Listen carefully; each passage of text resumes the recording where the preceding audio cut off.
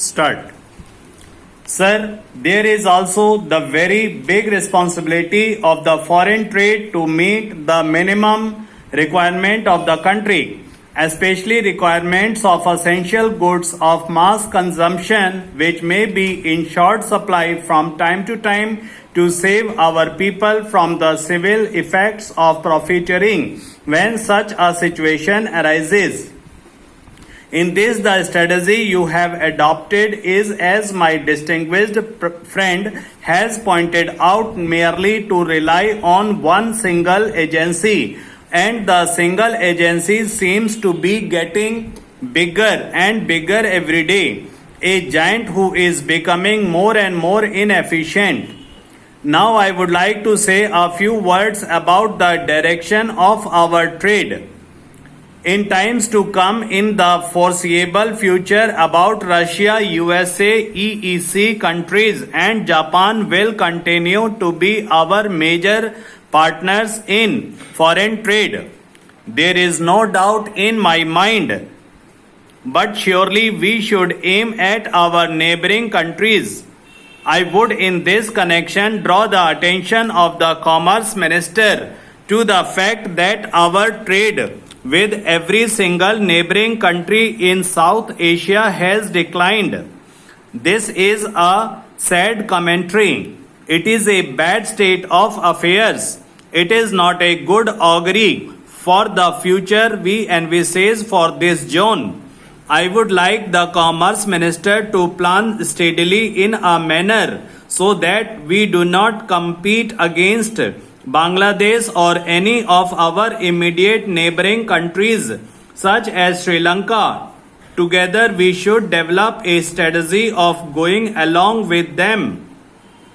We should build our such capacities so that there is more exchange of goods between our countries and our neighboring countries. Export subsidy has been mentioned. I find that in a few years' time, from a paltry sum of rupees 35 crores, the subsidy has come to over 600 crores. How long shall our foreign trade need this crutch? This is a question which has to be put seriously and answered seriously. Any type of trade which cannot stand on its own without subsidy even for 5 years or 10 years should be taken off the list. It should not be in our export list at all. It should be discarded. There are fresh pastures which we can explore. The export quota, I hope the minister knows the transferable, and it is being transferred from the one party to other. We have had the export zones of Kandla and Santa Cruz. After 30 years, their total export turnover is of the order of rupees 150 to rupees 200 crores. I think this is a disgrace.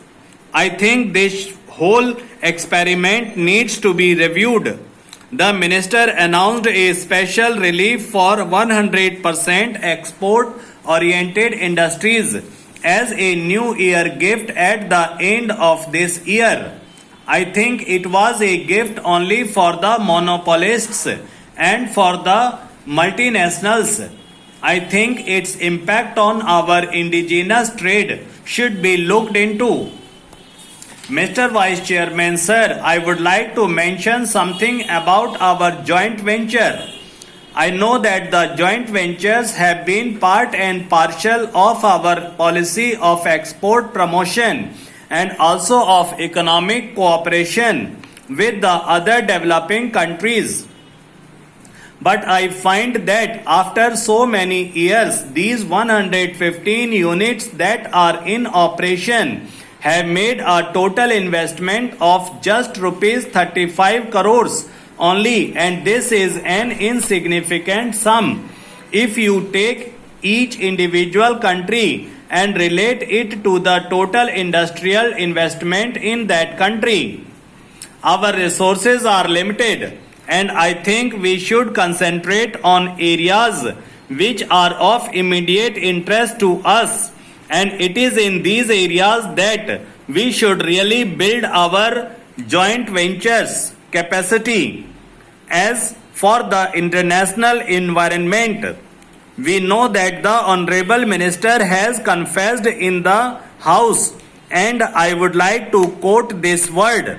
He has said that the new international economic order and North-South dialogue have failed.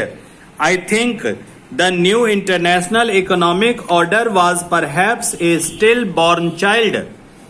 It was a device by some vested interests who were trying to arrange or a certain recycling of resources, and once that recycling of petrodollars was achieved, then there was nothing left to talk about the total, and the people have been taken for a ride.